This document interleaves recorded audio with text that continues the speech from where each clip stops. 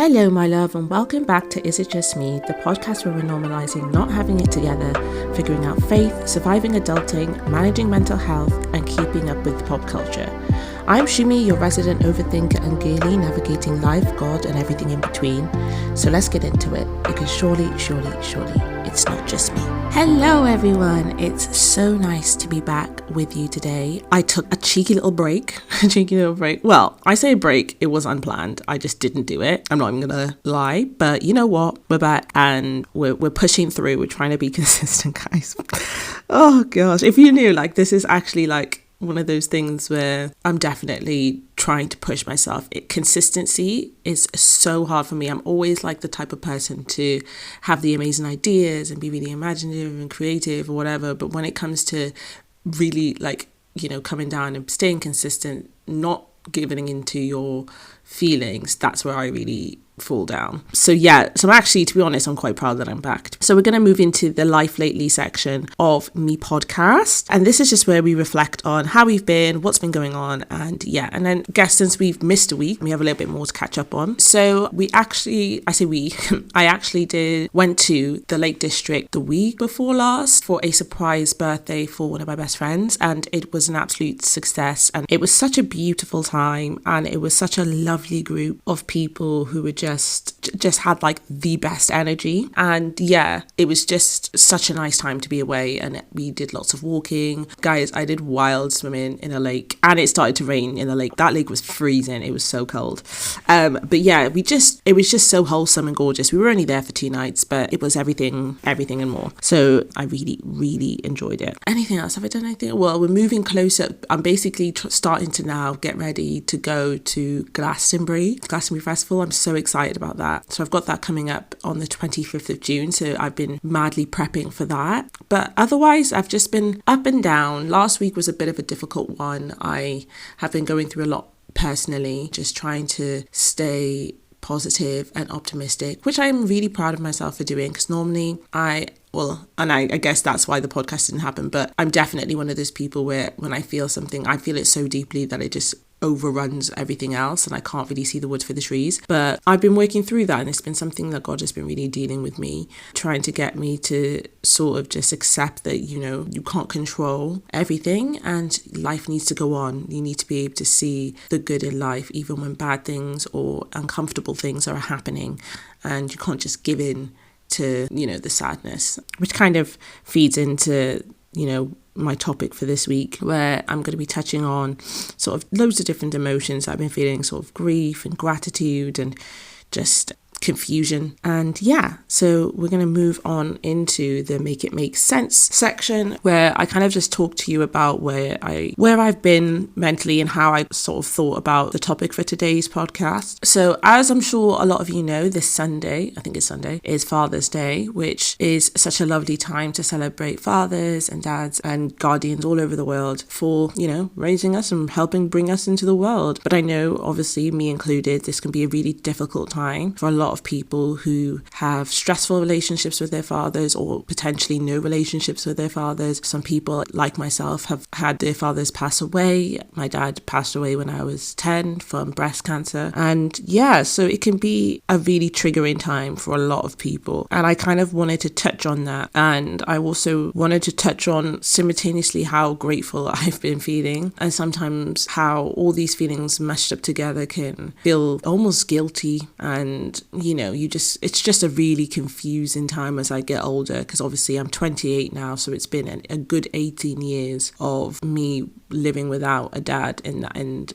it's just a very, it's not a linear experience. So I wanted to just talk. And I think that lately I've been listening back to some of the podcasts, and I kind of do this thing where if I don't have the answers for something, well, not the real answers, the answers that I think are correct, sometimes I won't touch on it because I'm like, I don't want to just bring further confusion. But I think that sometimes when someone just is honest about their feelings, and not maybe they don't have the answers, but they just say, this is how I think about something, it can be helpful. So I just wanted to do that basically, and just open a wider conversation to something that I really haven't figured out yet. And I might die not having ever figured out, because I don't think that grief and gratitude and feelings and emotions can all be answered or have sensible answers, if you will. So yeah, so we're just going to mosey on into the where do we even start. So that's the main section of me podcast where we're just going to discuss the topic. So like I said, I'll give you a bit of background. My dad passed away from cancer when I was 10. Very, very confusing time, I guess. 10 years old, like what do you even know at the age of 10? I had no idea really what cancer really was or how scary it was. It kind of just felt like something he would get better from. And especially because he actually did. He went into remission. So I think he had it for like the course of like nearly 4 years, around 3 years. So he went into remission. We went on this big holiday to the Caribbean and it just felt like this really exciting time. And then it came back and, you know, chemotherapy is such a rigorous treatment and it essentially just gets rid of all the cells, good and bad, from your body. So if you've had to do that once and then you have to do it again, your body is at such a weak state that it's really not in the position to fight. And obviously some people have done that, but unfortunately that wasn't the case for us. And so my father passed away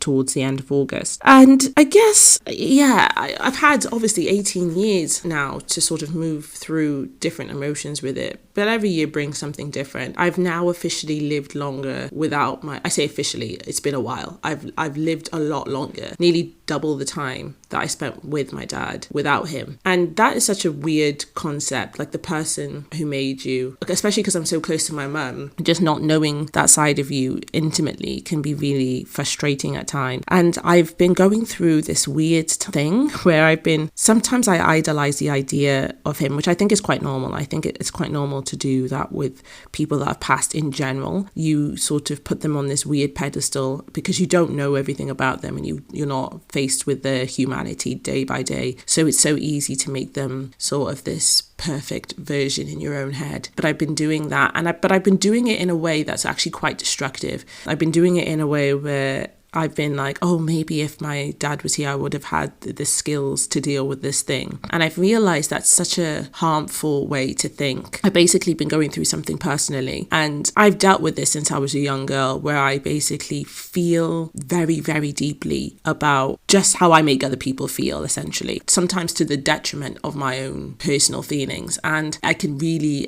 sort of sink into that and overthink and be riddled with anxiety. And one thing that sort of popped into my head the other day was like, maybe you wouldn't be this way if, you know, your dad was here. Maybe that's the skill that he had that he was meant to give you. And I was like, when I sat with that for a while, I was like, yeah, blah, blah, blah. But then like, I think that God revealed to me that is such a sad way to think about things, because there are so many skills that your mother has fed into you. And she is a fantastic communicator and she's done a wonderful job. And also so has all the other parent-like figures in your life. I've got some wonderful aunties and my sister is one of my best person I know.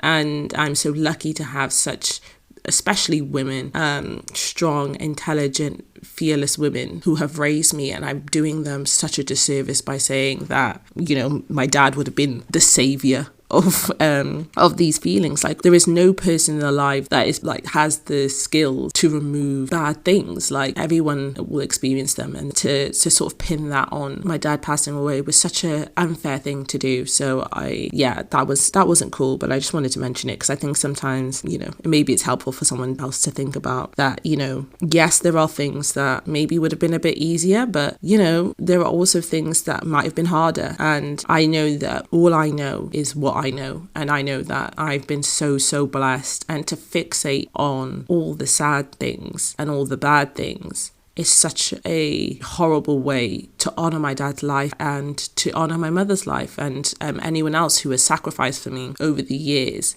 And that's not me also trying to dismiss how I'm feeling. Like, I think it's very valid to feel how you need to feel, especially about something so big. But I think that was not the right way to do that. But yeah, I wanted to also sort of think about Father's Day in general and touch on sometimes how we feel this obligation to feel sadness at certain times or dates.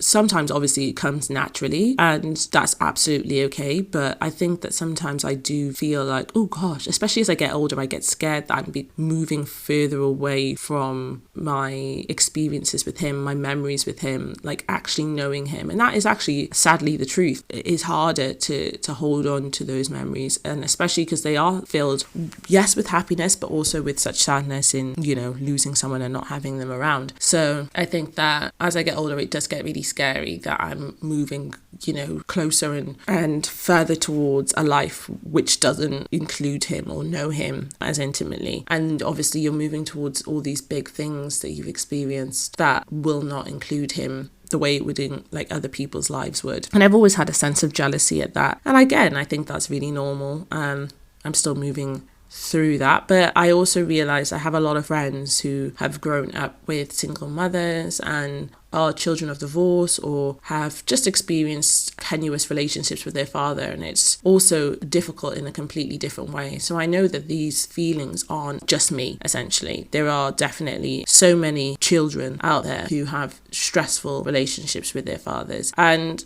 I guess I just want to sort of hold space, that sounds like it's such a therapeutic word, isn't it, for those people, and sort of offer as well, not a different, because we all know that there's so much love and great gratitude we have for the people who have been there and for the people that are doing the work, but just sort of to take time and just think about the type of person it's made you. I think like I said before, I've been focusing really heavily on the bad and negative, but I know for a fact that the reason I feel so deeply is because I am so aware of how precious time is, and I don't want to waste time feeling or making people feel bad about themselves or things that don't really matter. Like, there are so many things, there are so many arguments, and there's so many confusing things that people decide to latch on to. And I get it, and I think that I'm not trying to say that, don't ever say how you're feeling or don't ever focus on certain things, but I think it's just made me hypersensitive to like things that won't stand the test of time. And I'm now very aware of how important people are. And that's not to say allow people to walk on you, that's not to say allow people to disrespect you. And it's all about control. It's all about wanting to control how that person perceives me and not wanting to leave a bad taste in their mouth, because what if they go around and say this and say that, and it's like, oh, who really cares? Like, I think so basically what I'm saying is I think that my dad's death is showing me a new type of life. I'm starting to realize that we all actually will die.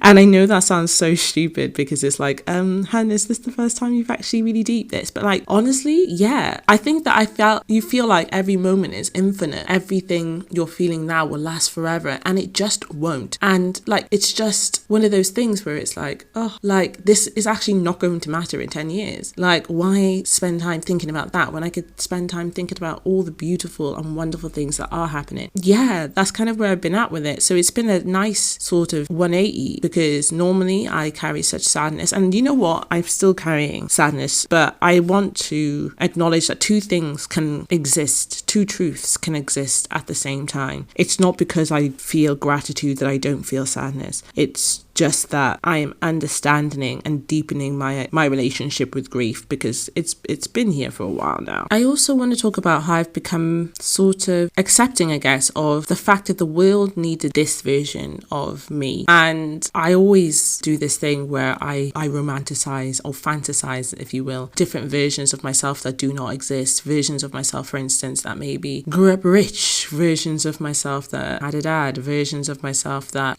just different versions of yourself that haven't gone through the things that you've gone through. And I used to be angry about, why I wasn't living in those versions. But the world needs the version of you that you are going through. And the things that you're going through will change other people's lives. And if you let them for the better, if you allow the things that you're going through to shape other people in a way that is healthy and good, you can really make a difference, not only to yourself and the quality of life that you're allowing yourself to live, but to other people. There are people out there who might not have the language or the skills to describe what they're going through, and maybe that's something that you have, and you can make them feel less alone by just being yourself and being your authentic self at that. So yeah, it's been kind of lovely to think about how actually there are people out there that needed you to go through what you went through. And I feel like sometimes that doesn't feel like a really satisfying answer, because it's like, well, forget those people, I would have rather not gone through that painful thing. And I completely get that, and I've definitely been there. But once you move through it and you see who you've become, and you're like, oh my gosh, like I'm like the shit, like look at the things that I have been through and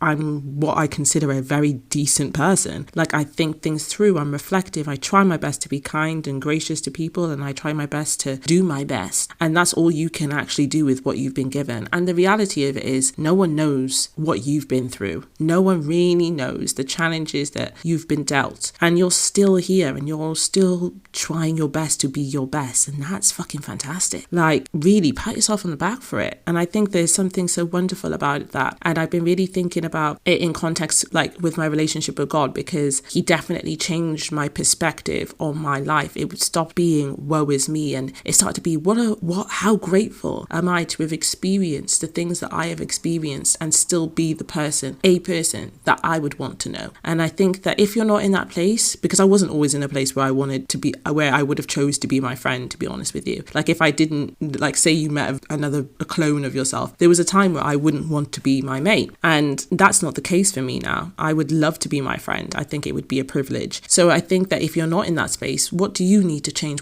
How do you need to release yourself from the victim mentality? Even if you are a victim, because the problem with the victim mentality is it stunts you. So even if you've been a victim to certain things, which I feel like a lot of people have, sometimes you still need to move yourself out of that victim mentality, because it's not going to serve you. It's not going to get you where you want to go. And the world is a cruel place, and people are thinking about themselves. They're not thinking about, well, some people are thinking about, other people, but it's like not to the detriment of themselves. So you have to do what you need to do in order to make your life better. And that was a hard pill to swallow, that no one's really coming to save you, because we're sold that someone might, from a very early age, like the damsel in distress. But the reality of it is not really, because the only person who can actually save you is you. So yeah, I've been really happy with that. And I've been, honestly, it sounds weird, but I've been trying to challenge myself to fall in love with my problems. And this is a very Christian mentality. So I know that it might not sit with everyone, but there's a concept essentially of, thanking God for your problems, because it could always be worse, guys. It could always be worse. Falling in love with my problems aspect has honestly really been working, because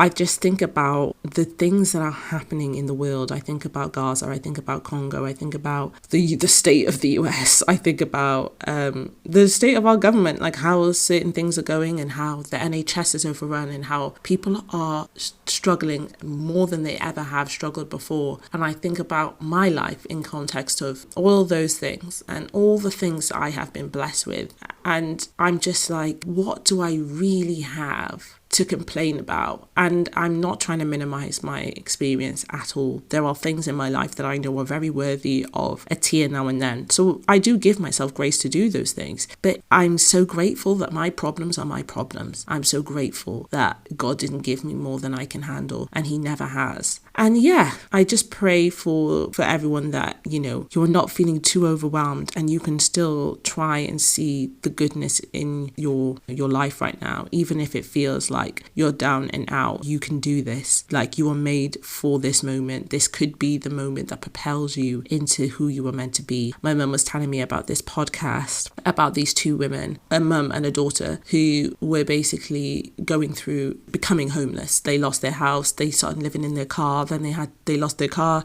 They had to start sofa surfing, and they were still praising God, and they were still thanking God for their circumstances and where they were in life. And then eventually, years later, mum managed to get a job, blah, blah, blah. But then they made a podcast about their experience and how they praised God through it. And now they are doing so well. They're so successful. They're thriving. But God used that, the very thing that they thought was the worst part of their life, to propel them. And I just love that about God. He will take every circumstance that you think is being used for evil and turn it into something for good. And that is such a beautiful thing. And I just want to hopefully encourage someone who might be going through something that you think is the worst thing that's ever going to happen to you. You have no idea what that could do for your life. You have no idea how it can shape and turn things around. And you never know, you might be grateful for the thing that you are going through right now. And I'm not trying to say that's going to be for everyone. There's some pains and there's some wounds that, you won't be grateful for, but change you. But there are some that you might look back on and think, oh my days, can you imagine if that didn't happen to me? Where would I be? Who would I be? And yeah, I just wanted to